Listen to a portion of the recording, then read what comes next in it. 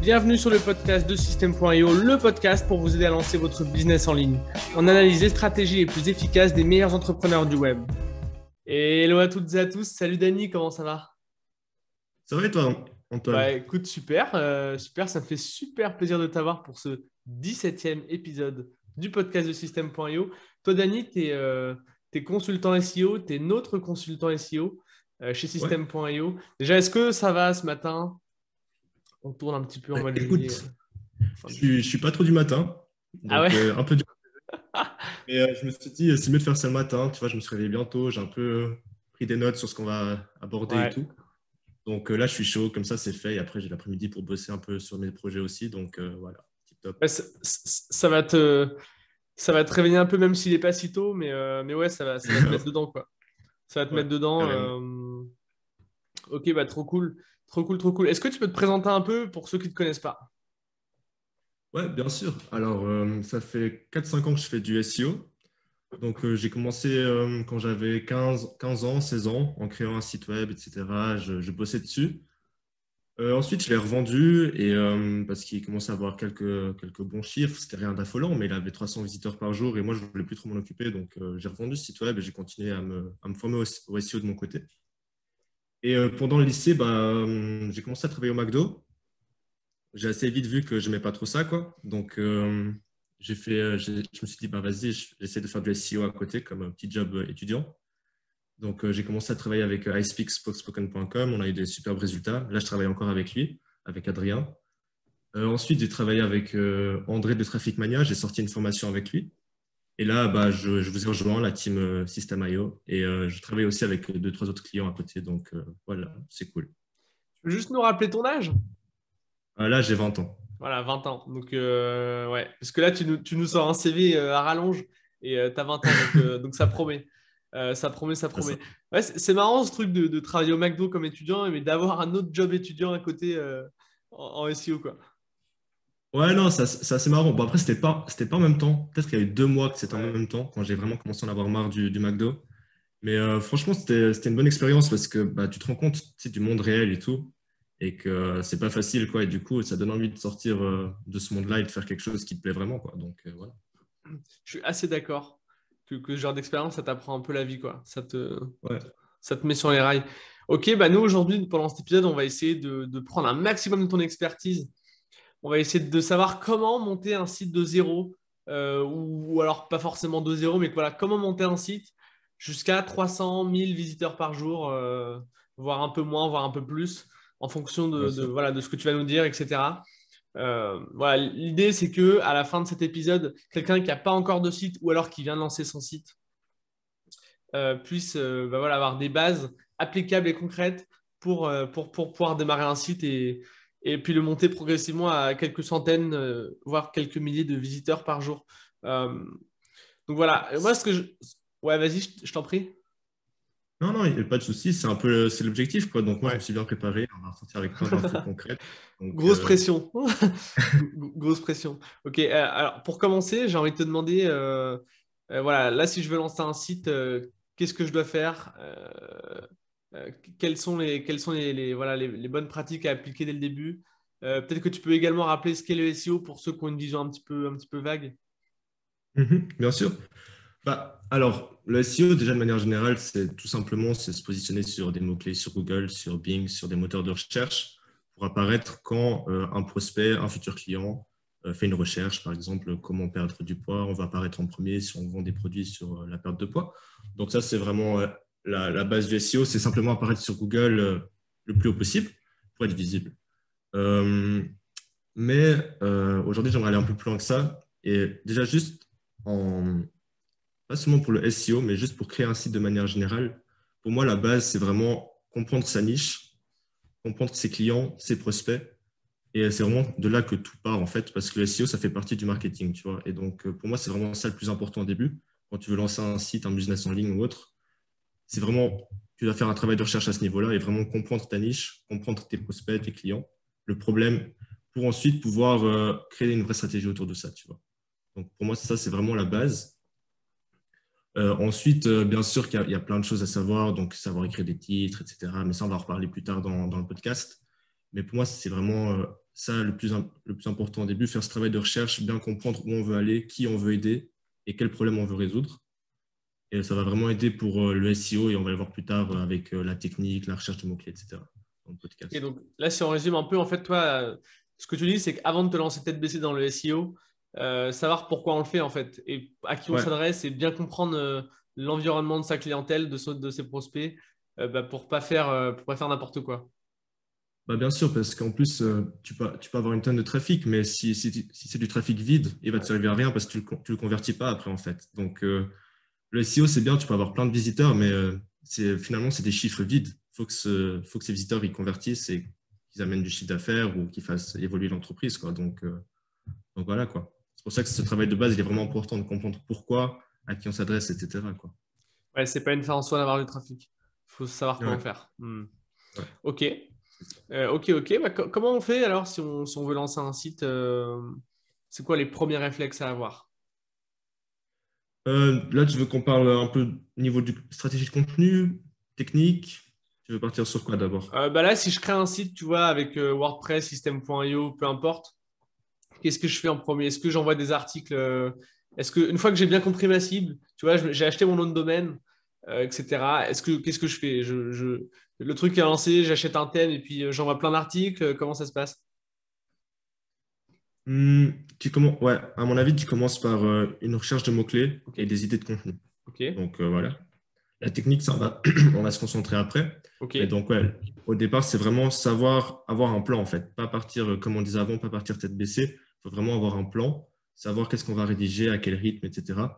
Et donc, pour ça, moi, je commencerai d'abord par avoir une liste des concurrents actifs et aussi de leurs réseaux sociaux, savoir mais plein de choses, en fait, quels livres nos futurs clients ils peuvent lire, quels influenceurs ils suivent, etc., etc. Vraiment faire une sorte d'Excel où on va lister tous les sites concurrents, toutes les chaînes YouTube concurrentes, tous les profils de réseaux sociaux de nos concurrents, etc., pour avoir une base de données sur laquelle on peut s'informer de ce qui fonctionne bien ou pas dans la niche, pour ensuite pouvoir faire une recherche de mots-clés et un plan de contenu et écrire nos articles. Donc après, bien sûr, c'est pas aussi simple que ça. Il y a plein d'outils pour le faire. Et ça demande, c'est un gros travail, hein. C'est vraiment un travail, mais qui est important, tu vois. Parce que sans ce travail, tu pars dans toutes les directions et finalement, tu as très peu de résultats. Et nous, si on veut avoir des résultats rapidement, on est obligé de faire ce travail de recherche au début et vraiment avoir un plan d'action structuré, quoi. Ok, donc toi, ce que tu dis, c'est qu'une fois qu'on connaît bien son client, c'est vraiment de faire un plan de contenu avec une recherche de mots-clés approfondie avant toute chose. Ouais, Ok. Comment ouais. tu fais cette recherche de mots-clés une fois que tu connais un petit peu ton environnement concurrentiel? Quel outil Alors, tu utilises? Comment ça se passe? la recherche de mots-clés, bon, déjà, ça dépend si tu as du budget à investir ou pas. Tu peux le faire avec des outils gratuits. Ouais. C'est mieux de le compléter avec des outils payants, mais je vais commencer avec les outils gratuits. Ok. Donc, la base de la base, c'est vraiment le moteur de recherche Google. Tu peux en tirer plein d'informations. Mhm. Surtout que maintenant, il y a plein de fonctionnalités sur Google, donc c'est vraiment intéressant. Donc, moi, ce que je ferais de base, c'est juste rechercher les thématiques principales de la niche et voir ce que Google propose. Donc, dans la barre de recherche, tu vas avoir les suggestions qui s'affichent quand tu écris ta recherche. Mais ensuite, tu as encore souvent maintenant, souvent, tu as les FAQ maintenant. Donc, tu peux cliquer sur les questions, ça affiche encore plus de questions. Ça, c'est pas mal. Et tu as Ouais. aussi les recherches liées tout au fond de la page. Donc, c'est par là que je commencerai. Ce que tu peux faire aussi pour compléter ça, c'est sur Chrome, tu peux télécharger deux extensions qui sont pas mal. C'est Uber Suggest et Keywords Everywhere. Et ces deux extensions, en fait, elles vont compléter la page Google en elle-même. Donc, ça va vraiment s'afficher sur la page où tu fais ta recherche et ça va ajouter des idées de mots-clés. Uber Suggest, il va aussi ajouter des volumes de recherche. Donc, c'est vraiment par là que je commencerai, c'est faire ses recherches et vraiment pas trop se limiter, rester dans sa niche et partir un peu dans toutes les directions et voir ce que Google nous propose et tout mettre ça sur un Excel, sur un Google Sheet pour garder ça de côté. Je commencerai par ça. Ensuite, ce que je ferais, c'est aller typiquement sur YouTube, sur le site de mes concurrents et aller voir quelles vidéos ont le plus de vues, quels sont les sujets, aller voir quels sont les articles qui ont le plus de commentaires, par exemple, aussi. Il y a des sites aussi qui montrent les articles les plus populaires, etc. Regardez ça.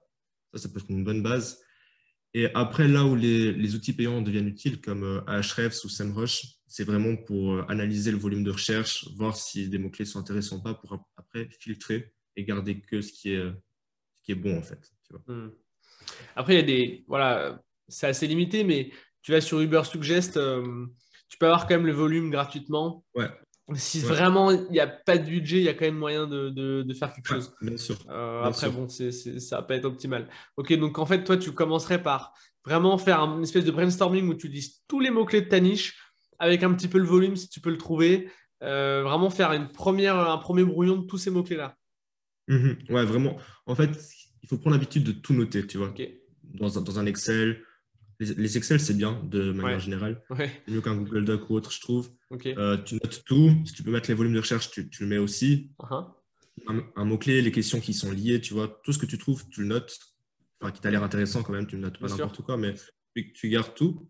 Et ouais, il faut vraiment faire ce brainstorming de base, quoi. Si tu vois des articles qui ont une tonne de commentaires, tu mets leur titre, tu vois, plein de choses comme ça. Parce que tu commences à comprendre ce qui fonctionne moins bien, etc. En fait, ouais, tu t'imprègnes un petit peu de l'environnement, Ouais, de ce qui exactement. fonctionne en SEO. Ok, ça marche. Une Ouais. fois que tu as fait ça, Après, c'est le plan de contenu. ok. Donc, en fait, on va parler de cocon sémantique, de maillage interne. Et en fait, c'est important, comment dire, de créer des cocons, des sortes de, je sais pas comment le dire en français, mais ouais, des zones sur ton site, en fait, où tu adresses certaines thématiques différentes. Typiquement, sur System.io, on adresse l'affiliation, les tunnels de vente, etc., etc. Et donc, souvent, nous, on va vouloir viser un mot-clé principal qui est très recherché, qui est concurrentiel. Il faut que cette page qui vise ce mot-clé, elle soit soutenue par d'autres pages de la même thématique, tu vois. Donc là, sur un fichier Excel, par exemple, je commencerai à créer plusieurs feuilles où je vais garder les différentes thématiques, tu vois. Par exemple, dans la perte de poids, on peut garder le sport, l'alimentation, les compléments alimentaires, etc. Et on va commencer à trier les mots-clés de cette manière pour avoir des thématiques qui commencent à se dessiner. Et après, le plan de contenu, l'idée, c'est de garder le mot-clé principal et les questions qui sont très liées pour faire un article complet et seconder cet article avec plein d'articles bien plus précis qui viennent lui donner de la force en fait et de la puissance thématique. Comme ça, Google il comprend vraiment que ton site, c'est un site d'autorité sur ce domaine. Tu vois. Donc, nous, par exemple, là, si on parle de SEO, dans le SEO, tu vas avoir le SEO technique, tu vas avoir la création de contenu, tu vas avoir la recherche de mots-clés. Alors, tu vas créer un guide complet sur le SEO. Tu peux créer des guides complets sur la recherche de mots-clés et sur le backlinking, sur la technique qui viennent appuyer l'article principal sur le SEO. Et après, tu peux encore créer d'autres articles, par exemple, les meilleurs outils pour faire une recherche de mots-clés, comment savoir si c'est un bon mot-clé. Et ces deux articles-là, ils viennent appuyer l'article sur la recherche de mots-clés qui, lui, appuie l'article sur le SEO de manière générale, tu vois. Ouais. Tu fais vraiment une structure pyramidale, en fait, qui prend tout le jus vers le haut, vers la page principale, quoi. Ouais, je vois, en fait, tu organises tous tes mots-clés que tu as recherchés préalablement autour de thématiques. Et en fait, l'idée, c'est avant, donc là, on n'a toujours pas créé de contenu, hein. On est toujours sur l'organisation, sur le travail en amont. Mhm. Et en fait, on va organiser le contenu de manière à ce qu'il soit vraiment regroupé par thématique, par sous-thématique et par sujet principaux, en fait. De manière à Ouais, vraiment faire comprendre à Google et aux internautes que le site il est sur telle thématique et que en fait, ça se décline sur plusieurs sous-thématiques et que le tout soit bien organisé. mhm. Ouais, et chaque thématique bien à sa place pour que la puissance sémantique, on va dire, Mhm. enfin vraiment que, ouais, parce que les moteurs de recherche, c'est des robots finalement, c'est des Mhm. algorithmes.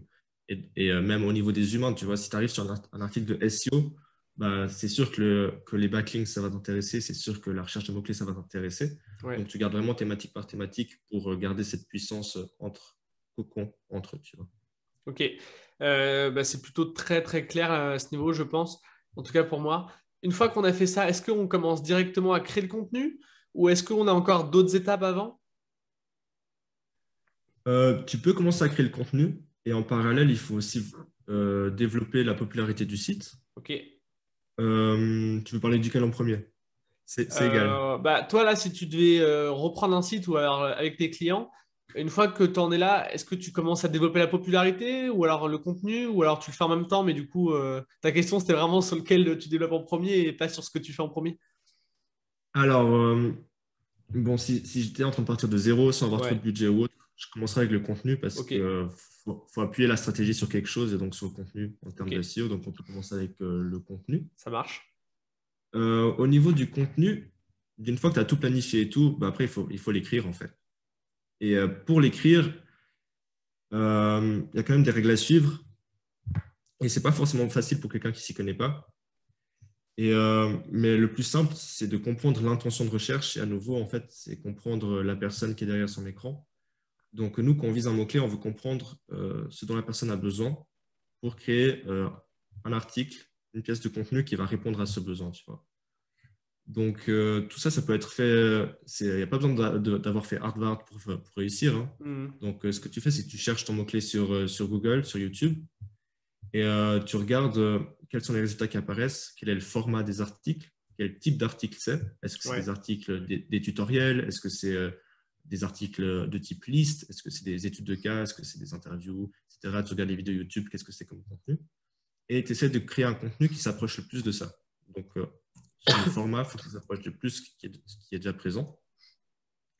Et aussi, ce que tu dois faire, c'est vouloir créer quelque chose de meilleur que la concurrence. Donc, en fait, tu vas lire beaucoup en voulant créer du contenu.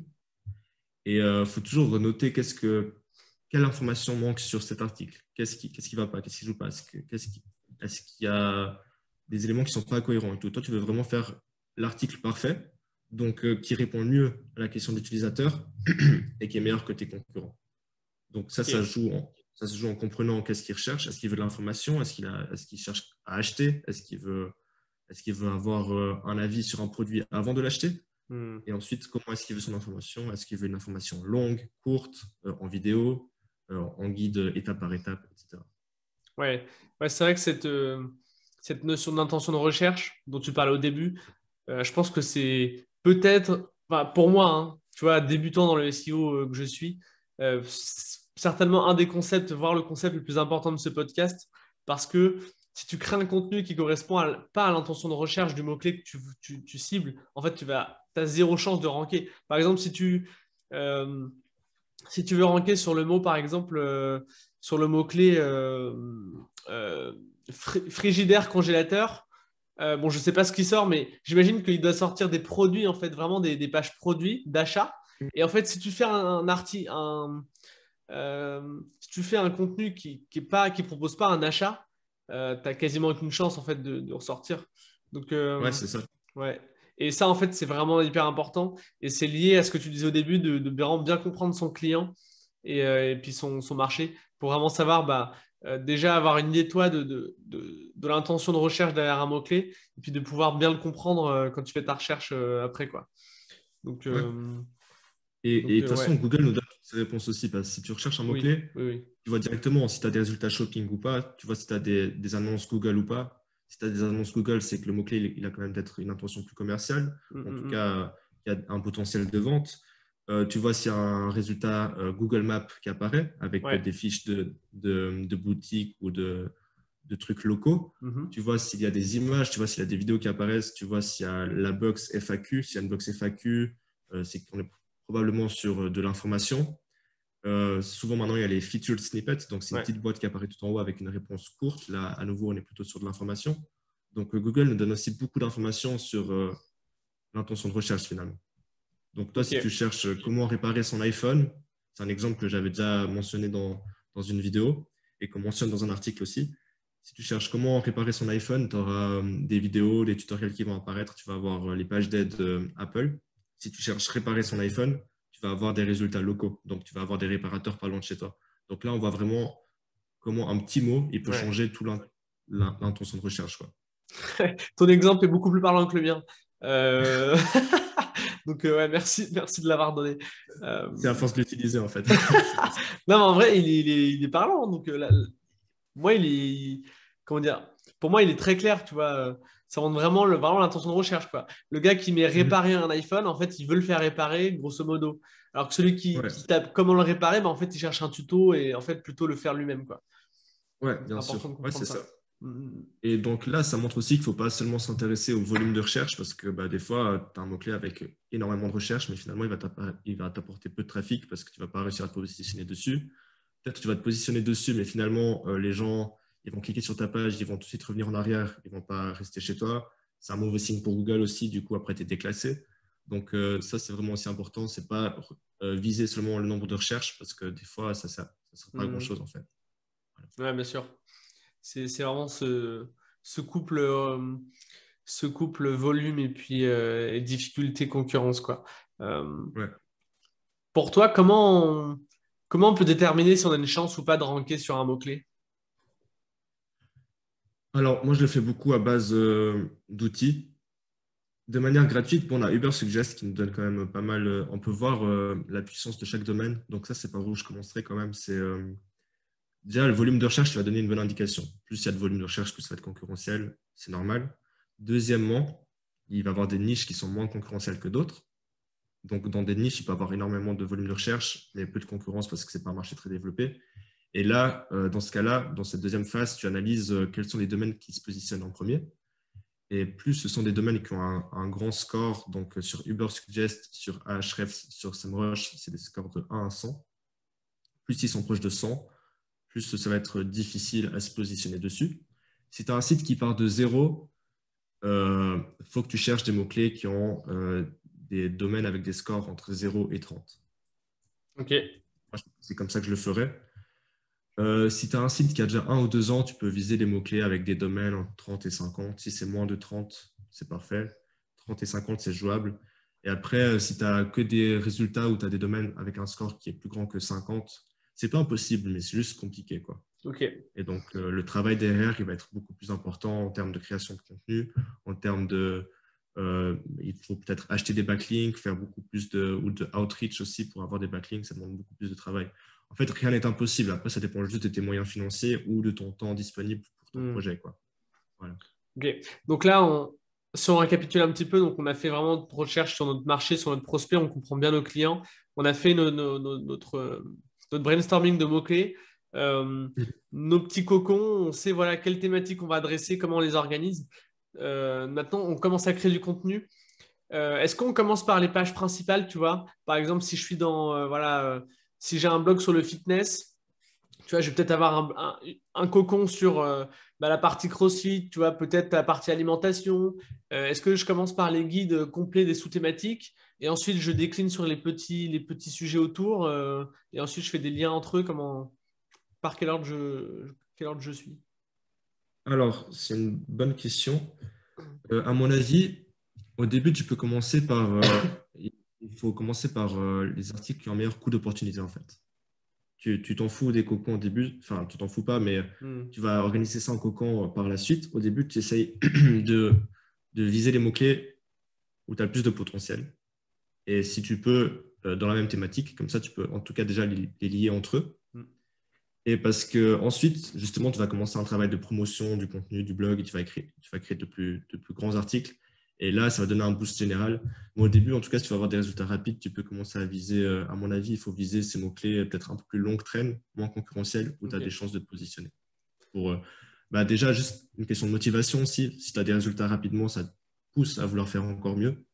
Et ouais, à mon avis, c'est plus stratégique.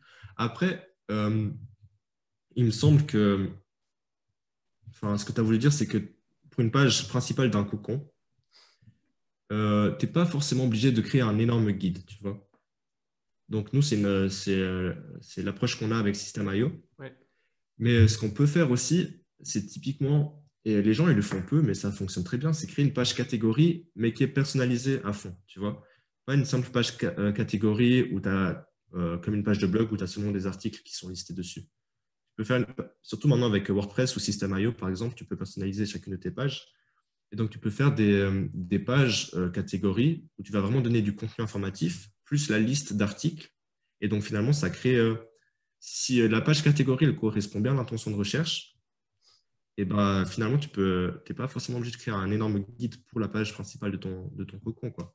Tu peux Oui, simplement c'est avoir une sûr. page catégorie. Et comme ça, tu as même un maillage interne qui se fait directement. C'est un peu plus facile à gérer. Et il y a beaucoup de sites qui le font et ça fonctionne très bien. Après, ça demande… Il ne faut pas juste lancer une page catégorie qui ne sert que à lister les articles. Il faut elle soit bien écrite, bien designée, bien structurée. Hmm. Et tu peux vraiment faire… Il faut que ce soit une vraie landing page, en fait.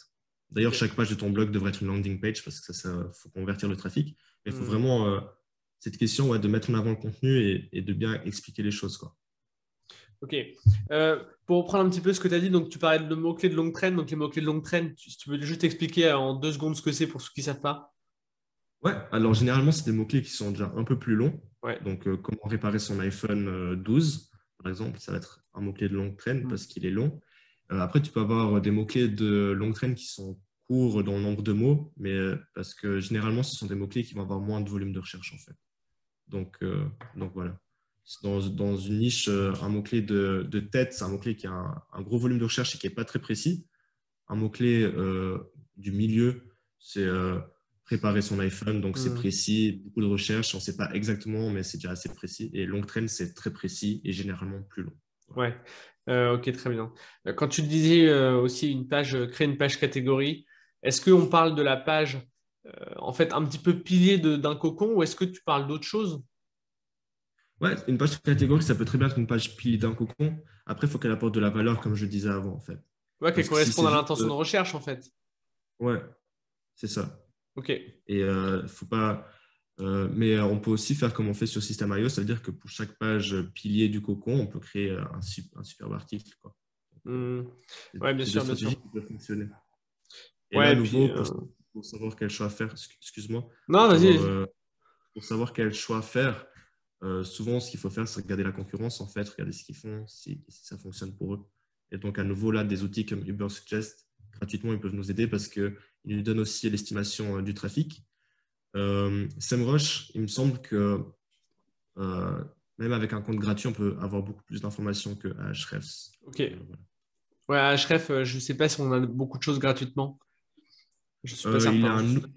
a l'outil maintenant qui est cool, c'est Ahrefs Webmaster Tools. Ouais. Et donc ça, c'est pas mal parce qu'on peut auditer son site gratuitement.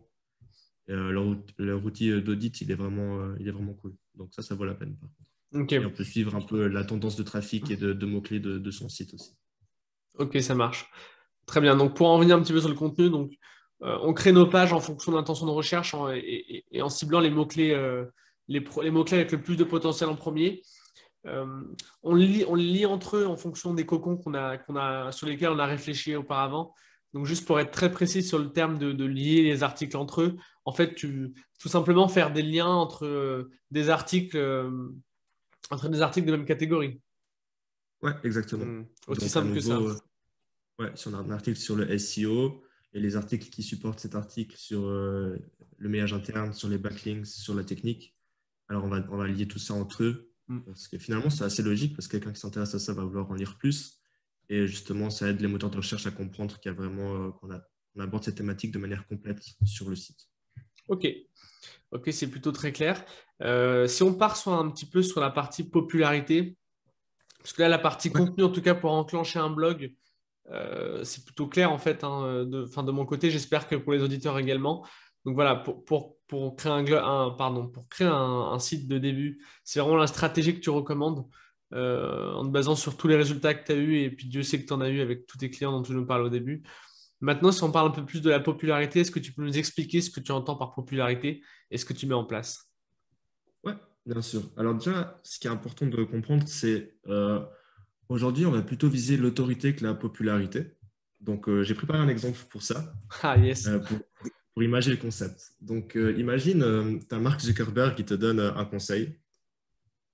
Tu vois, s'il te donne un conseil de manière générale, peu importe le conseil, bah, tu vas l'écouter parce que c'est Mark Zuckerberg, il est hyper connu et il dit pas n'importe quoi. Donc, ça, c'est la popularité, tu vois. Tu écoutes parce que c'est lui, parce qu'il est connu.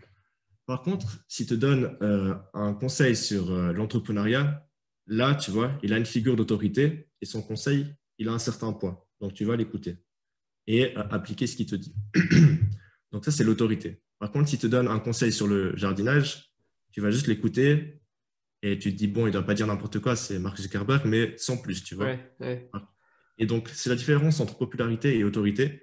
Et nous, on cherche l'autorité. Donc, être populaire plus avoir une expertise dans un domaine. Pour que quand on donne un conseil, qu'on écrit un blog, un article, etc., pour qu'il ait une vraie valeur et qu'il y ait cet aspect de confiance, en fait. C'est ce qui va aider à mieux se positionner sur Google, tout simplement. Donc aujourd'hui, on va plus vers la direction d'autorité où c'est aussi plus important d'avoir vraiment une figure d'expert dans un domaine. Et donc ça sert plus à rien, enfin ça sert pas à rien, mais ça sert. Faut pas essayer d'avoir des liens de plein de sites différents. Il vaut mieux avoir des liens de sites dans la même thématique que la nôtre parce que ça renforce cette autorité en tout cas. pour la question de backlink spécifiquement. Donc, ce que je chercherais à faire en créant un site, c'est vraiment essayer à tous ces sites concurrents, finalement, et à des sites qui sont dans la même thématique, mais qui ne sont peut-être pas directement concurrents, essayer de créer des liens avec eux pour justement avoir… quand je dis créer des liens, c'est vraiment de vrais liens cette fois, par exemple en envoyant un email sur les réseaux sociaux, pour essayer d'avoir des partenariats avec eux par la suite, en fait.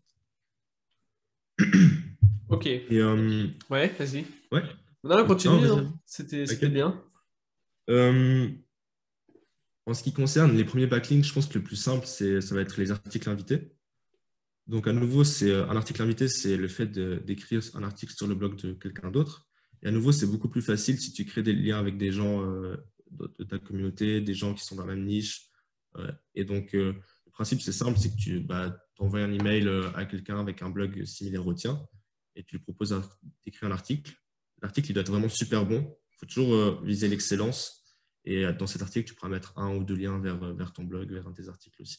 Donc ça, c'est la Ok. stratégie de départ, en fait. C'est Ça, vraiment… c'est la stratégie de départ. J'ai envie d'en parler un petit peu parce que c'est Ouais, vraiment le conseil qu'on entend un peu. Bah, c'est vraiment le conseil de base pour obtenir des liens et des liens en retour. Mais on sait que c'est pas forcément le plus efficace, tu vois, notamment quand tu lances un site. T'as pas vraiment de monnaie d'échange, en fait. Quel conseil t'auras à donner pour maximiser ce taux de retour et vraiment réussir à publier effectivement des articles invités? Parce que ça peut être décourageant d'envoyer plein de mails, plein de trucs personnalisés, d'avoir jamais de retour et puis finalement abandonner parce que c'est pas ta priorité et puis tu as autre chose à faire, quoi. ouais, c'est vrai que c'est pas facile. Et c'est pour ça que je pense que c'est quand même important de créer du contenu au départ. En fait, il faut vraiment créer un site. Si ton site il est bon, ça va déjà beaucoup augmenter ton taux de réussite. Franchement, si tu envoies une demande et que la personne elle va voir ton site, elle voit ce que tu écris et que tu as du contenu qui est lourd, qui est de qualité, déjà ça va augmenter ton taux de réussite. Après, il y a cette étape préliminaire où tu vas aussi essayer de créer une vraie relation avec ces gens, donc vraiment leur montrer que tu es là et pas leur envoyer un mail après une semaine. Il faut vraiment, faut pas que ce soit hypocrite, hein, mais il faut vraiment que ce Hmm. soit un lien qui se crée sur le temps. Et c'est pour ça aussi que la recherche que je proposais de faire au début sur les concurrents, sur les endroits où notre cible est importante parce que tu Mhm. auras plein de ressources pour savoir quels sont de bons sites où tu peux avoir des opportunités d'articles invités, tu vois. Donc vraiment faire cette recherche et avoir tout ça qui est un peu planifié, commencer à être présent sur un réseau social aussi où tu vois que les autres blogueurs sont pour essayer vraiment de créer ce lien. Euh, Ensuite, une stratégie qui fonctionne bien pour avoir aussi un meilleur taux de retour, c'est vraiment cibler chacune de ces demandes et pas être générique. Ouais. Donc, typiquement, tu vas sur un blog concurrent, ou pas forcément concurrent, mais de la même niche, et tu dis, Mhm. écoute, tu fais vraiment une recherche. Donc, tu vas sur le blog, tu regardes de quoi il parle, tu vois quels sont les articles, et tu essaies de trouver ce qui manque un peu. Et tu vas lui proposer d'écrire un article sur ce sujet spécifique qui manque et que tu sais qu'il est demandé aussi. Parce Ouais. que tu veux pas écrire tu veux aussi créer des articles qui vont se positionner sur des termes recherchés. Comme ça, tu as plus de chances d'apparaître toi aussi. Toi aussi, tu vois. Ouais. Et puis il y a aussi ce côté, comment dire, il y a aussi ce côté contribution un petit peu gratuite que tu peux mettre en avant, je pense. Ouais, exactement. Toujours dans cette idée d'apporter de la valeur à l'autre plutôt que, bah, tu vois, que de lui dire, bah voilà, j'aimerais bien avoir un lien, un article invité, machin. Je pense qu'il Ouais, ouais. y a vraiment cette idée de mettre en avant quelque chose pour la personne pour maximiser Ah son ouais, taux de bien sûr. retour, quoi. Ouais. Ouais, bien sûr, bien sûr. Ça, c'est clair. Après, pour les backlinks, ça fonctionne toujours aussi. C'est les forums thématiques. Donc, il ne faut pas en abuser, mais tu peux le faire au début pour avoir Mhm. quelques liens de départ. Donc, c'est inscrit sur un ou deux forums de ta niche. Vraiment aussi à nouveau contribuer et de temps en temps placer des liens vers ton site. Euh, les annuaires pour un site, si vous avez un business local, c'est bien. Tout ce qui est page jaune, etc., ça, c'est pas mal. Ouais. Il existe encore quelques annuaires de qualité aussi, de généralistes. Ça, je conseille la plateforme irréféraire.com ou .fr. Donc, pour quelques euros, on peut s'inscrire sur des annuaires. Ça vaut la peine au début. Il ne faut pas en faire trop non plus, une dizaine max. C'est vraiment juste pour booster le site. Hmm. Donc, ça, c'est vraiment très basique. Et sinon, il y a deux stratégies que j'aime bien. Une, c'est de Brian Dean de Backlinko et l'autre, c'est de Authority Hackers. Ouais. Donc, celle de Brian Dean, c'est créer des articles du type statistique. En fait, les gens, souvent, mettent des liens vers les stats dans leurs articles. Donc, bon, là, on a besoin d'Ahrefs pour le faire ou de SEMrush. C'est regarder quels sont les articles statistiques, enfin, vers quel site les autres sites de notre niche font des liens et regarder si ce sont des statistiques qui apparaissent ou pas et faire un article bon de statistiques et finalement envoyer un mail à ces gens-là et leur dire j'ai vu que tu faisais un lien vers cet article, j'ai fait un meilleur article que voilà et ça fonctionne bien. Ouais. Après, ça demande un peu de recherche. C'est pas hyper simple à Ouais, mettre là, en place, là. non, là c'est déjà sur un niveau Ouais, ouais, avancé. ouais. C'est plutôt pour des gens qui ont déjà peut-être une team de rédacteurs ou autre. C'est vrai que c'est déjà sur un Bah, autre niveau. après, il faut aller, comment dire, il faut augmenter le niveau si tu veux te différencier des autres, hein, de toute façon. Donc, Ouais, on fait un sans ouais, rien, c'est hein. clair. Ouais. Là, ce serait peut-être une technique pour quelqu'un qui a déjà du trafic et qui veut faire évoluer son trafic organique, c'est clair. Ce serait peut-être pas pour un débutant. Un débutant, c'est clair que je resterais sur des articles invités euh, et au début, quelques liens annuaires, quelques liens à un forum. Et Après, à mon avis, sinon, ça vaut le coup de s'y intéresser, hein. Enfin, là, je te coupe, ouais, excuse-moi, mais même pour un débutant, à mon avis, ça vaut le coup d'aller creuser cette méthode que tu viens de donner. euh, Parce que, en fait, avoir un bon lien dès le début d'un site, je pense que ça peut faire une bonne différence. là, non, c'est clair. C'est clair. Ça, c'est certain. Et la technique de Authority Hackers, on est aussi plutôt sur du avancé. Mhm. Ça ressemble pas mal à la technique de Brian Dean, dans le sens où tu vas aborder des gens pour avoir un lien vers un article que tu as fait qui est meilleur que la concurrence. Ok. Sauf que Authority Hackers, ce qu'ils font, c'est que la différence, c'est qu'ils vont vraiment euh, faire un envoi d'email en masse, mais qualifié quand même. Donc, tu vas regarder tes concurrents, tu regardes tous les liens qu'ils ont, et tu sélectionnes, tu essaies d'avoir un maximum de domaines. Et après, avec des outils comme hunter.io, etc., tu fais un envoi de mail assez spécifique, mais généraliste en même temps. Donc là, tu vas avoir peu de retours positifs en termes de pourcentage, mais comme tu as envoyé une tonne d'emails, bah, ça te fait quand même de bons backlinks. Grosso modo, tu vas envoyer beaucoup, mais tu vas essayer de racler un petit peu, si je peux dire, quelques personnes. Euh, Ouais, ok. Alors ça, du coup, donc c'est là, ce que tu mettrais en place au début, ouais. ouais, là, ce serait déjà pour du plus avancé Ok. peut-être quand même. Non, mais voilà, Mais tout ce que tu ouais. viens d'expliquer sur la popularité, les liens, etc. Mhm. Très bien. Exactement. Si on passe un petit peu, je ne sais pas si tu as encore des choses à te dire sur cette partie popularité pour quelqu'un qui débute son site. Euh, bah, non, à part que vraiment se concentrer sur le networking. Ça n'a pas l'air important, mais en fait, c'est clairement une pièce essentielle. Là, typiquement, moi, je vais continuer en indépendant, et donc je vais gentiment lancer mon site, etc. Et juste avec mon réseau, bah, je pense que je peux avoir 4-5 articles invités facilement, tu vois. Ouais, Même ouais. juste demander des liens à des gens que je connais. Et ça facilite énormément les choses. Donc, ça prend du temps, mais c'est vraiment pas mal. Puis de toute façon, c'est cohérent avec le SEO. Si tu fais du SEO, c'est pour le long terme, sinon tu fais de la pub. Donc Ouais, au exactement. final, je trouve pas ça déconnant comme idée. Ouais. Ok, si on passe un petit peu sur la partie technique, donc qui est le troisième pilier du SEO, donc le contenu, la popularité, la technique. Voilà, Ouais. la technique, qu'est-ce que tu peux nous dire là-dessus pour optimiser un peu la technique d'un site, par exemple sur WordPress, euh, au début, sans, voilà, sans rentrer dans la ligne de code et des trucs totalement habitables. Alors, j'ai préparé aussi quelques points. Là, on va partir du constat que quelqu'un il a déjà un site, mais si vous n'avez pas de site, vous pouvez appliquer, vous savez que vous devrez appliquer ça par la suite. À nouveau, j'ai commencé avec une image. Et pourquoi la technique, c'est important en fait? Bon, déjà, un SEO technique important, c'est important parce que c'est pour l'indexation, donc faciliter la découverte des pages au moteur de recherche. Donc, Google, Bing, etc., c'est des robots qui scannent votre site web et votre site, il va avoir un budget alloué, donc il ne va pas forcément visiter toutes vos pages. Et c'est important de fluidifier au maximum ce passage entre chaque page. Et c'est aussi important pour l'expérience utilisateur, donc quelqu'un qui vient sur votre site pour pas qu'il ait d'erreurs, pour pas qu'il ait de bugs, etc. Donc ça, c'est la raison pour laquelle c'est important, c'est l'indexation de vos pages et l'expérience des gens sur votre site. La technique, l'image que j'avais prise, ah oui, imagine, tu as un gratte-ciel à New York. Le gratte-ciel, il est super beau et tout. Ton site, il est super beau comme le gratte-ciel, tu vois. Mais l'ascenseur, il est en panne. Bah, en fait, les gens, ils vont pas visiter le gratte-ciel et ils vont pas aller tout au sommet, tu vois. Et ils vont pas visiter tous les appartements, tous les bureaux, etc. Bah, la technique, c'est ça, en fait. C'est avoir un site ou un gratte-ciel qui a un ascenseur ou un site ou un gratte-ciel qui a que des escaliers. Si tu n'as que des escaliers, tu ne vas pas visiter toutes les pages, donc tous les… Voilà. Si tu as un ascenseur, tu peux tout visiter. Et la technique, bah, c'est cet ascenseur, en fait. Ça permet de visiter tout plus facilement. C'est ça un peu l'image. Et donc, au début… C'est hyper. Je te coupe, excuse-moi, mais c'est hyper bien imagé, je trouve. Parce que Ah ouais? là ouais, non, mais dans ma tête, c'est hyper clean en fait. C'est hyper, comment dire, c'est hyper fluide en fait. Cette image de l'ascenseur, et en fait, que tu peux naviguer facilement dans le gratte-ciel, même si le truc il est énorme. Bah, en fait, tu peux aller du Mhm. premier au centième étage en quelques minutes et hyper facilement. Ouais. Et que ce soit pour les robots et pour les utilisateurs, en fait, bah, à mon avis, c'est une. Bah, j'aurais pas trouvé mieux comme métaphore, donc bien joué. Ah, Je c'est cool. continue. Merci. Je suis assez fier, j'avoue.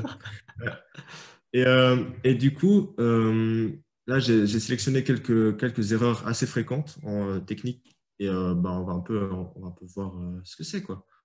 Donc, la chose que j'ai mis en premier, c'est les erreurs 400, les erreurs 400, donc tout ce qui est page qui ne fonctionne pas. Généralement, c'est des erreurs 404 et les redirections aussi. Donc, ça, c'est le premier point sur lequel on va vouloir se concentrer. Ça, on peut le voir typiquement avec Ahrefs Webmaster Tools ou Screaming Frog SEO. Donc, Screaming Frog SEO, c'est un logiciel qui est gratuit pour des sites jusqu'à 500 pages. Et Ahrefs Webmaster Tools, c'est gratuit pour un site jusqu'à 10 000 pages. Donc, c'est plutôt pas mal pour auditer le site. Et donc, ce qu'on veut faire, c'est vraiment éviter d'avoir des erreurs 400 et éviter d'avoir des redirections inutiles. Donc, ça, pour le savoir, il faut lancer ces deux outils et voir si on a ces pages qui ne fonctionnent pas et supprimer les liens vers ces pages et mettre en place des redirections qui sont seulement utiles. S'il y a des redirections inutiles, il faut changer les liens pour ne pas avoir de redirection et avoir un lien direct. Donc, ça, c'est un point que je vérifierai en SEO. C'est assez important parce que franchement, c'est hyper chiant. Tu arrives sur un site, tu cliques sur un lien, ça ne fonctionne pas. Ben voilà. Ouais, c'est comme si tu mettais le 63e étage et qu'en fait, bah, il se passait rien, quoi. Ouais, voilà, c'est Hmm. ça. Ouais, dans ce Exactement. cas-là, tu supprimes l'étage et tu remets le truc normal, quoi. Euh, Ouais. et pour quelqu'un qui n'a pas forcément, qui n'est pas ultra, ultra à l'aise avec ces outils, est-ce qu'on a les moyens de le faire manuellement ou c'est plutôt compliqué? Manuellement, si ton site il est petit, tu peux cliquer sur tous les liens. Ouais. Mais, euh, Ouais. ouais, c'est pas génial. Mais ces Ok. outils, Ahrefs Webmaster Tools, franchement, c'est assez clair. Surtout qu'ils ont un rapport erreur 404 et ils vont te dire tous les liens qui ne fonctionnent pas, les Donc les liens liens, c'est les internes. pages, hein. C'est Ouais, ouais. exactement. Ils vont te dire ce lien il est cassé. Ils vont te dire si c'est un lien vers une page de ton site à toi ou un lien vers un site extérieur. Et après, tu as juste à changer ces liens pour mettre vers une page qui fonctionne ou enlever le lien sur le texte, quoi. Donc, c'est le moyen le plus simple de le faire. Et parce que manuellement, ouais, ça prend trop de temps en fait. Donc, Hmm. c'est pas optimal. Ok, donc vraiment, Euh, ce serait la première chose à faire pour toi, s'assurer que tous les liens fonctionnent et qu'il n'y ait pas des liens ouais, cassés au milieu, quoi. Ok. oui. Après, la liste que je donne là, c'est tout des points assez importants quand même. Mais Hmm, hmm. Ok. là, c'est. Ouais. Euh, ensuite, il faut éviter le contenu à double et le contenu inutile. Donc, qu'est-ce que je veux dire par contenu inutile? C'est du contenu qui. J'ai eu plein de clients, en fait, leur blog, c'était un peu la newsletter, tu vois. Ok. Ok, je vois. J'écrivais des articles, des fois de 5 lignes, et en fait, c'est du contenu qui a très peu de valeur. Et si tu as trop de pages comme ça, si tu en as deux, trois, c'est pas grave. Peut-être tu peux vouloir avoir des pages comme ça dans ton blog, mais il faut que ce soit le Exceptionnel, 10% quoi. maximum. Hmm. Ouais, voilà, exceptionnel. Sinon, ça va, au bout d'un moment, ça va vraiment donner un impact négatif à tout le site de manière générale et pas qu'à ces pages-là spécifiquement, tu vois. Donc, Ok. commencer par supprimer tout le contenu inutile, donc qui ne répond pas à une intention de recherche. Et si tu ne veux pas le supprimer, tu peux le mettre en no index. Donc, ça, sur Ouais, System.io, tu ouais. peux le faire facilement. Ok. Il y a une option dans la sidebar, tu peux le faire facilement sur System.io. Sur WordPress, ça va être avec un plugin du type Yoast ou Rank Math, par exemple. Ok. Ça marche. Voilà. Et le contenu à double, qu'est-ce que c'est? Déjà, un truc hyper important que les gens ne savent pas forcément, c'est avoir une seule version du site. Donc, soit ton site, c'est euh, tonsite.com, soit www.tonsite.com. Ok. Et si tu vas sur une des deux versions, qu'elle redirige automatiquement vers la bonne version, tu vois. Seulement parce que si tu as les deux URL qui fonctionnent, donc si tu as ton site.com qui fonctionne et www.tonsite.com qui fonctionne, Google, en fait, il va le prendre comme deux sites différents. Et c'est vraiment pas bon. Et sur la Google Search Console, donc l'outil pour les webmasters de Google, tu peux aussi déclarer quel est le site principal. Donc, pour vraiment avoir Euh, cette et en quand on lance place. un site, quand c'est là je lance un site de zéro, est-ce que je vais avoir cette problématique de double site potentiel? Il me semble que de nos jours, tu n'as plus trop cette Ok. problématique et que tu peux directement paramétrer sur l'hébergement, la redirection. D'accord, ok. Donc, a priori, ça, c'est pas un problème pour ceux qui lancent un site aujourd'hui, quoi. Ouais, mais si quelqu'un a un ancien site, peut-être de 5-10 ans, ce serait bien de Ouais, contrôler. Ça peut arriver, hein, et c'est vraiment pas bon. ok. Pour le contenu à double, tu as aussi les autres problèmes qui sont typiquement les pages catégories, les pages tags. Ça, c'est sur WordPress spécialement. Ouais, Ou les paginations, typiquement blog, page 1, blog, page 2, blog, page 3. ok. Donc, ça fait plein de pages inutiles au final. Et donc, ça, soit on peut les no-index. On va pas pouvoir les supprimer parce qu'elles sont utiles dans la navigation quand même. Donc, on peut les mettre en. Ça, il faut les no-index en fait. NoIndex, ça veut dire quoi? Que Google, en fait, ne les prend pas en compte et les référence pas sur Exactement. son moteur de recherche, en fait. Ouais, c'est une balise qui dit à Google de no index, de ne pas indexer sur son moteur de recherche. Ok. Euh, Ça marche. Pour la partie des liens cassés, pour quelqu'un qui lance un site et qui est en création de page, est-ce que tu Mhm. as un conseil pour éviter justement de se retrouver avec des liens cassés et de ne pas savoir d'où ça sort? Euh, non, parce que généralement, les liens cassés, tu t'y attends pas. C'est pour ça qu'il faut vérifier par Mhm. après. Un conseil, ce serait de vraiment partir sur une structure et garder la même. Ouais. Donc, faire un bon choix au début et pas de changer de structure de lien sur ton site d'un jour à l'autre, par exemple. Ça, c'est plutôt pas mal pour éviter les liens cassés. Après, les liens cassés vers les sites extérieurs, bah, ça, tu peux pas trop Oui, ça, décider en fait. c'est Donc, pas toi qui choisis, ouais. voilà. Mais ouais, si tu pars avec. En fait, il faut bien faire un choix de structure d'URL. Et bah, je peux en parler maintenant. Enfin, je vais en parler maintenant. Et garder le même pour toujours pour éviter les liens cassés, quoi. Ok. Euh, on peut peut-être, ouais, peut-être un petit peu parler de cette structure d'URL, non? Ouais, bien sûr. Alors, Ouais. pour moi, il va avoir. En fait, il faut rester le plus simple possible. Et je propose deux choix. Généralement, c'est soit tu as domaine.com/article, soit domaine.com/catégorie/article. Donc ça, c'est les Ok. deux structures que je conseille Tu de peux donner des garder. exemples de catégories? Tu vois, qu'est-ce que tu appelles catégorie? Alors, par exemple, imaginons, nous, sur System.io, on a publié un article comment avoir des backlinks Hmm. qui fait partie de la catégorie SEO. Alors, soit je conseille d'avoir systemio.com/comment avoir backlink, soit je conseille systemio.com/SEO/comment avoir article. Ok, très clair. Vraiment rester simple. Euh, le préfixe de la catégorie, je le conseille s'il y a vraiment beaucoup de thématiques différentes pour donner un peu plus de puissance thématique à chaque article. Si vous n'avez pas beaucoup de thématiques différentes sur votre blog, je pense qu'on peut garder juste la structure simple de base.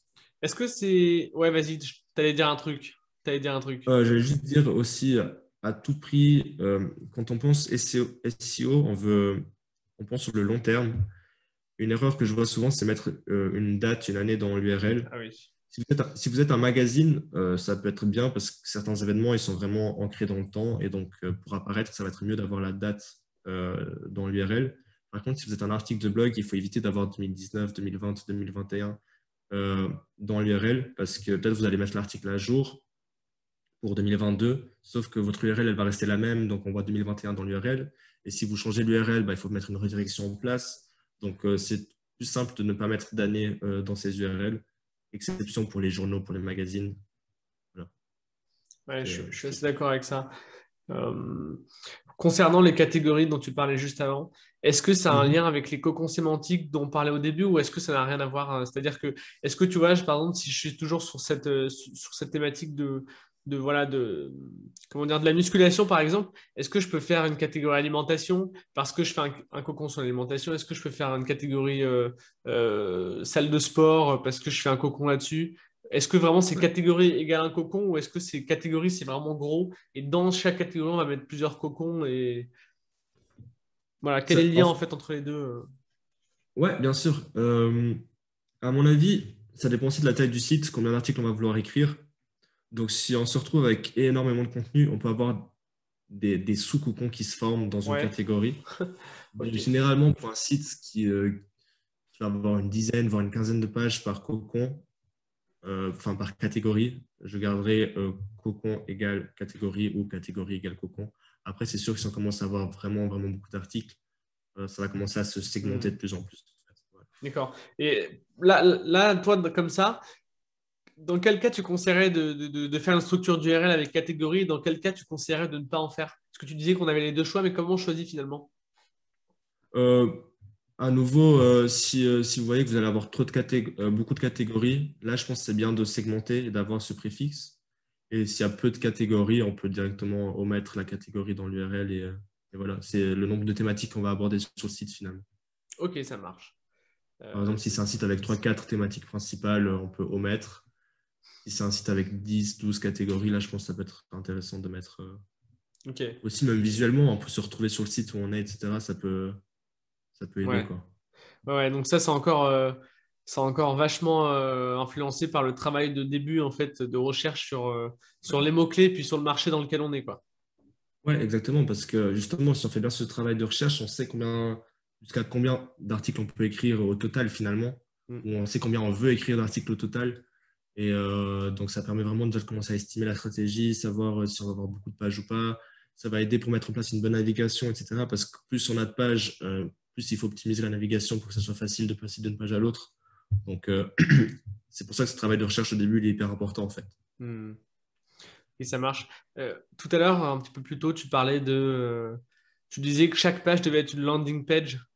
Est-ce que tu veux Mhm. développer un petit peu ce point? Déjà, voilà, on va expliquer un petit peu ce qu'est une landing page, même si voilà, les auditeurs de System.io, j'ose espérer que vous savez ce qu'est une landing page, sinon c'est un peu dommageable. Non, je plaisante. Alors voilà, est-ce que tu peux expliquer un petit peu ce que tu entendais par là? Et puis, Ouais. quelles sont selon toi les meilleures pratiques pour optimiser les conversions sur un blog? Et puis Mhm. pour vraiment tirer un maximum de valeur de son trafic. Ouais. Bon, alors, une landing page, si on traduit littéralement, c'est une page d'atterrissage. Donc, finalement, en fait, limite, ça n'a même pas trop de sens, c'est juste l'endroit où arrivent les gens. Mm. Nous, en marketing, ce qu'on entend par landing page, c'est quand même un endroit où on essaie de convertir une personne, donc avoir son email, avoir un rendez-vous, avoir un appel téléphonique, etc. Donc, quand je dis qu'on veut que chacune des pages soit une landing page, ça veut dire que chaque page doit être optimisée pour la conversion, en fait. Et donc, si sur votre site, vous voulez avoir un maximum d'emails, il va falloir optimiser chaque page pour la capture d'email et donc avoir plusieurs formulaires par page. Et en fait, la stratégie, c'est essayer d'être le plus précis pour chaque page ou pour chaque catégorie de page. Donc, si on a une page sur, par exemple, toute la catégorie de référencement sur System.io, sur chacune de ces pages, on peut avoir des bonus spécifiques au référencement qu'on peut télécharger contre un email. Les bonnes pratiques que je conseille, c'est avoir au minimum 3 formulaires par page, un au début, un au milieu, un à la fin. J'ai remarqué que ceux dans la sidebar, ils convertissent pas trop. Ok. Donc, la sidebar, si vous voulez en avoir une, ça peut être peut-être plus pour du branding, par exemple, ou pour la navigation aussi. Vous pouvez avoir un appel à l'action, mais il ne va pas trop convertir. Donc, vous pouvez le mettre dans la sidebar, en tout cas, pour ne pas faire trop charger. Mais celui qui va convertir le mieux, de manière générale, ça va être l'appel à l'action qui est en haut, donc qui est Le encore plus vu, ouais. visible sans scroller, en fait. Donc, vraiment essayer ouais, d'avoir 3 appels à l'action minimum par page. Ok. Donc C'est toi, vraiment ce que je conseille. Ok, vas-y. Et qui est le plus spécifique possible à la page. Donc, voilà. Ouais, donc plusieurs appels à l'action et des appels à l'action précis, donc du bon sens finalement. Rien, Mhm. y a pas, t'as pas vraiment, voilà, il y a rien de sorcier en fait. C'est voilà, mettre des choses qui sont hyper cohérentes avec ce que la personne lit, et puis le mettre plusieurs fois pour lui rappeler qu'elle peut. Ouais. Ouais. Je Ok. conseille d'éviter les pop-ups sur mobile. Sur ordinateur, on peut les laisser. Sur mobile, il y a souvent des bugs, c'est pas facile de les fermer. Des fois, il faut les dézoomer pour entrer l'email. Enfin, c'est vraiment pas optimisé. J'ai remarqué Uh-huh. qu'il y avait souvent des soucis à ce niveau-là. Et ça peut aussi être un facteur pour que Google vous classe moins bien. Donc, voilà. Et ce qui fonctionne assez bien aussi, c'est les exit pop-up. Donc, quand l'utilisateur fait un mouvement de souris qui va vers la croix, il y a une pop-up qui apparaît. Ça, c'est pas mal aussi. Ça peut être mis en place. Donc, pour les conversions, c'est pas mal du tout. Ouais. Tu parlais des facteurs qui peuvent amener Google à un petit peu déclasser le site. Tu peux expliquer un petit peu ce concept? Ouais. Alors, bah, déjà, il y a tous les facteurs qui sont ne pas suivre de bonnes pratiques de technique. Donc, on n'a pas encore fini d'en parler, mais Ok. typiquement, si tu as beaucoup d'erreurs 404, par exemple, ça peut être un facteur parce que c'est. Voilà. Après, tout ce qui est expérience utilisateur, donc rapidité du site, affichage sur mobile. Il faut savoir que Google, maintenant, c'est Mobile Index First. Ça veut dire que c'est le robot pour mobile de Google qui va indexer vos pages principalement. Ce n'est pas le robot ordinateur. Donc, Google priorise l'indexation mobile. Ce que Donc, tu veux dire, c'est qu'il faut privilégier la navigation sur téléphone que sur ordinateur. C'est vraiment la chose sur laquelle se focaliser pour avoir le plus de résultats, en fait. il faut que les deux ils soient autant bien, en Oui, fait, oui, oui. aujourd'hui. Ok, Faut pas juste que le site il soit optimisé pour mobile. Il faut qu'il soit autant bien sur mobile que ça sur marche. ordinateur. Il faut penser les deux en même temps dans la création du site. Et pas que pour Google, hein, parce que Oui. les gens ils sont de plus en plus sur leur téléphone et je le vois bien dans les différents Google Analytics de mes clients. Souvent, c'est du 50-50. Donc, voilà. Système IO, c'est un peu différent parce qu'on a un logiciel, Oui. mais mes clients qui sont principalement des blogs, c'est vraiment 50-50. Hmm. Et des fois, tu as même 40 ordinateurs, 10 tablettes et 50 smartphones. Ouais. Donc, voilà. Ça, c'est vraiment important. Rapidité du site, j'en ai parlé. Maintenant, il y a les Core Web Vitals qui sont sortis. Donc, en fait, c'est un score basé sur trois mesures. C'est l'interactivité, la vitesse et la stabilité du site. À nouveau, c'est de l'expérience utilisateur qui entre en compte dans le classement des sites sur Google ou pas. C'est très récent, ça date de. Ils ont commencé à prendre ça en compte en juin et juillet. Ils ont fait deux mises à jour des algorithmes Google pour prendre en compte ce facteur. Et donc, ouais, ça, c'est vraiment avoir un site qui apparaît rapidement, qui est rapidement interactif, donc on peut cliquer sur les différents éléments et qui est stable. Ça veut dire qu'on ne va pas avoir un élément qui apparaît au milieu de la page et qui fait décaler le contenu vers le bas ou vers le haut. Ouais. Après, bien sûr, faut pas se dire que ces éléments, s'il y a quelque chose qui va mal et qu'on va jamais se positionner sur Google, mais en fait, c'est juste une addition de petits facteurs qui va faire de gros résultats à la fin. Ok. Donc, Euh, voilà.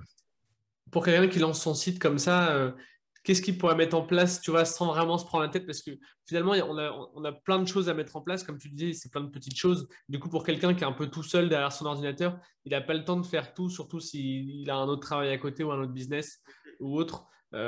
Qu'est-ce qu'il peut faire voilà, qu'est-ce qui est très efficace et qui demande peu d'efforts pour optimiser ça, tout ce qui est UX et puis Core Web Vitals, etc. Alors, au début, à mon avis, le plus simple, c'est de vouloir faire simple, en fait, pas vouloir faire un design trop compliqué, parce qu'on n'a pas les moyens de faire un design compliqué et qui reste fluide. Ouais. Donc, en plus, typiquement sur System.io, on a le constructeur. On peut aussi voir directement sur mobile. Donc, vouloir rester simple et sur System.io, toujours voir ce que vous faites sur mobile et sur ordinateur. Sur WordPress, il y a des thèmes qui sont légers, spécialement. Il y a Astra, il y a les thèmes WordPress de base aussi qui sont légers. Astra, il est plutôt pas mal parce qu'il est léger et assez customisable. Il y a Hello de Elementor aussi. Donc, prendre un thème léger et vraiment vouloir rester simple, ajouter de la personnalité plutôt avec des couleurs, un code de couleurs par exemple, qu'en ayant 20 000 éléments par-ci par-là. Euh, et vraiment jouer peut-être plus sur le branding, donc sur l'écriture, que sur le design du site pour avoir cette image de sérieux, on va dire, Ouais. et pas vouloir tout de suite jouer sur le design. Le design, ça viendrait plutôt par après, quand vous avez plus de moyens et plus de temps à passer là-dessus. Donc, au début, pour s'assurer de respecter ces règles d'expérience utilisateur, c'est rester le plus simple possible, avoir une navigation claire avec un bon menu, euh, et ouais, ne pas chercher à avoir 20 000 éléments. Et voilà quoi. Et toujours construire son site parallèlement sur ordinateur et sur mobile. Sur WordPress, c'est faisable. Sur System.io, c'est faisable aussi maintenant. Donc, Et donc, si on récapitule, ce serait ne pas avoir beaucoup d'éléments, rester assez simple, et puis s'assurer que le contenu est autant visible facilement sur le navigateur mobile que sur l'ordinateur. ouais. Et là, en Et fait, pour c'est tester, 80-20, quoi.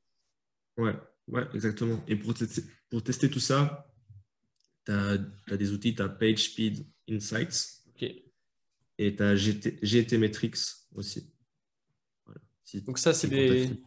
C'est les petits outils Des qui te donnent la vitesse de ton site et qui te donnent une note, en fait? Ouais, c'est ça. Ok, Donc là, à nouveau, l'objectif, c'est d'avoir le score le plus proche de 100. forcément.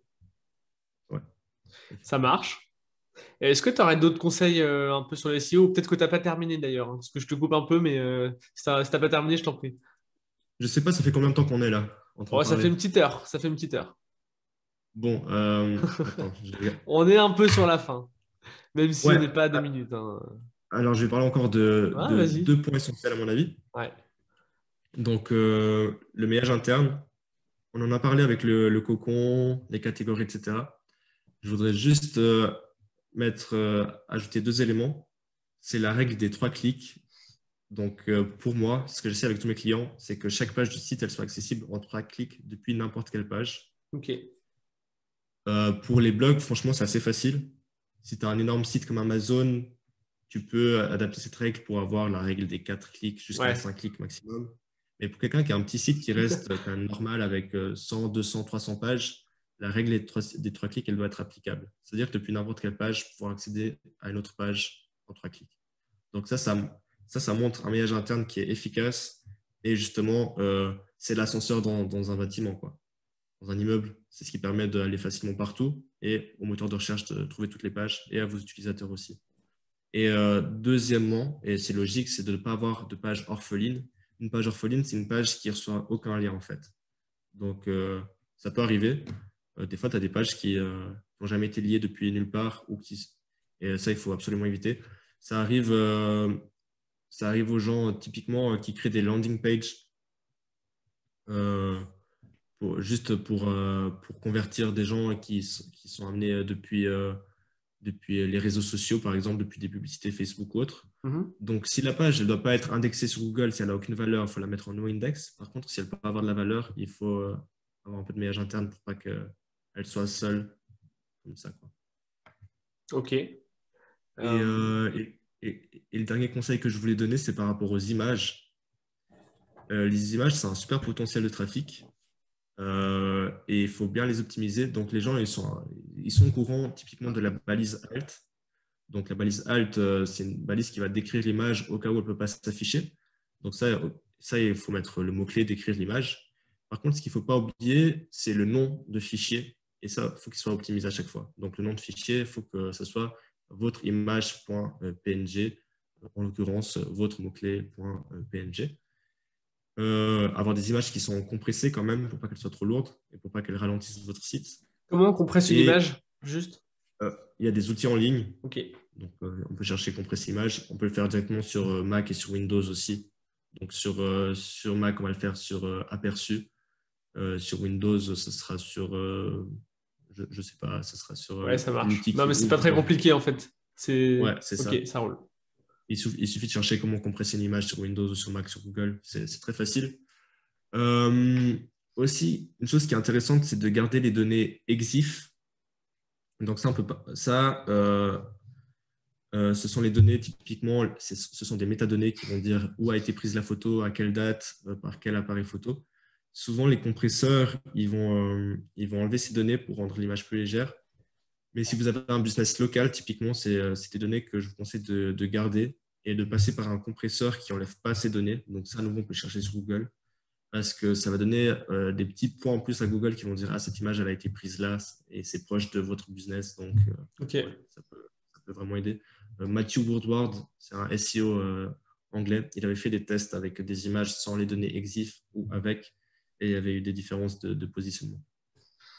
Donc, c'est assez intéressant de les garder. Ok. Bah, ça marche. Ça marche, ça marche. Je sais pas si t'as encore deux, trois, enfin, si t'as encore des conseils ou si on passe un petit peu au récap global. Non, je pense on peut passer au récap. Là, ça fait déjà un bon moment qu'on Yes. parle. Non, non, mais en tout cas, c'était vachement intéressant. Il y aurait des milliers de choses à dire de plus. Tu vois, Ouais, c'est clair. rien que sur les images, on pourrait faire 1 heure de contenu, etc. Enfin, ça sur tous les sujets. Euh, donc, ouais, donc si on reprend, donc, première étape, bien connaître son marché, ses clients. Tu me dis si je me trompe, Mm. hein. Ensuite, faire une liste de mots-clés, un grand brainstorming de mots-clés, ensuite les organiser euh, pour pouvoir faire un plan de contenu, un plan de site, donc avec Excel, ce genre de choses. Ensuite, commencer à la création de contenu avec d'abord les mots-clés ont plus de potentiel, donc les mots-clés de longue traîne, donc plutôt peu concurrentiels. Ensuite, voilà, et commencer à essayer d'avoir des liens en retour et de créer une relation. C'est vraiment surtout cette idée de créer une relation avec les personnes de son secteur. Donc, tout ce qui est sujet connexe, etc.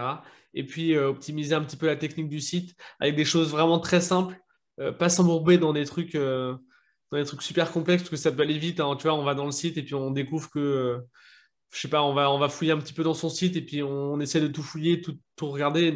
En fait, voilà, toi, tu disais vraiment de rester simple, pas beaucoup d'éléments, plutôt essayer de jouer sur les couleurs parce que c'est pas très compliqué. Privilégier aussi les mobiles, pas mettre ça de côté. Euh, voilà, puis faire attention un petit peu aux choses comme la vitesse, bien réfléchir aux conversions aussi pour avoir du trafic et que ça sert à quelque chose. Ouais. Au Ouais, début, c'est vraiment le 80-20 en fait, parce que sinon, tu te perds, parce qu'il y a mm, tellement de choses qui sont faisables, tu vois. ouais, Euh, Toutes ces optimisations qui sont plus difficiles, tu vas les déléguer ou les faire par la suite quand tu auras les ressources pour les faire, en fait. Au début, il faut vraiment être voilà efficace. l'essentiel, C'est hein. la chose la plus importante. Mm. Et en vrai, typiquement, un design de site, ça peut être superbe, ok. Mais au début, c'est pas le plus Ça sert important. Au à rien au début, début en fait. Mm. ouais, voilà. Non, mais c'est sûr, hein. Il y a cette idée vraiment d'aller à l'essentiel et pas de pas perdre en fait des heures sur un petit détail qui va pas faire de différence. Parce qu'il y a les problèmes de début d'un business, d'un site, puis il y a des problèmes de fin, quoi. Si vous commencez à Mhm. passer 2 heures sur quelle couleur je mets sur un bouton, ça sert à rien en fait. S'il y a Ouais, personne sur le site, enfin, je veux dire, s'il y a 0 personne qui clique, optimiser de 5%, zéro, ça sert à rien. Donc, ouais, c'est clair. C'est clair. donc voilà. Ok, est-ce que toi, tu aurais, je passe un peu du coq à l'âne, est-ce que tu aurais un livre à recommander? Un livre à Ouais, recommander? ouais, ouais. C'est peut-être que t'en as pas, Euh, hein, d'ailleurs, hein, je sais plus le titre, mais ouais. en SEO, tu veux dire Ouais. exactement? Non, Euh, non, pour- non, pas spécialement un livre que Ah, t'aimes bien, qui t'a inspiré, qui t'a aidé. C'est un peu les questions de fin, ça. ok. Un livre que j'aime bien. Alors franchement, je suis pas trop lecture, Ok, je t'avoue. ça Mais par contre, un marche. livre que j'ai envie de lire, Ouais. qui m'a été recommandé par plusieurs personnes, c'est How to Win Friends and Influence Ah People. ouais, le grand classique de Dale Ouais, Carnegie. lui, c'est un grand classique Ok. et je l'ai pas encore lu. C'est pas en rapport avec le SEO, hein, Non, non, aucun, mais mais ouais. j'ai vraiment envie de le lire et d'ailleurs, ça va être ma lecture de cet été. Ok, ça marche. Ça marche. Est-ce que tu as des ressources pour apprendre le SEO? Je sais que tu en as beaucoup en anglais. Ouais, tu veux en français peut-être plutôt? Ouais, donne tes ressources et après on ira plutôt sur les françaises pour ceux qui n'ont pas très envie d'aller vers l'anglais. Alors, en anglais, il y a Matthew Woodward. Ouais, Il y a, son site, c'est matthewwoodward.co.uk. ok. Et en Angleterre, il y a Authority Hackers. Il y a Brian Dean, lui, il est sur du SEO et plus aussi content marketing. Hmm. Euh, et il y a aussi Glenn Alsop. Ok. Donc, lui, il a le site detailed.com et il a aussi le site gaps.com.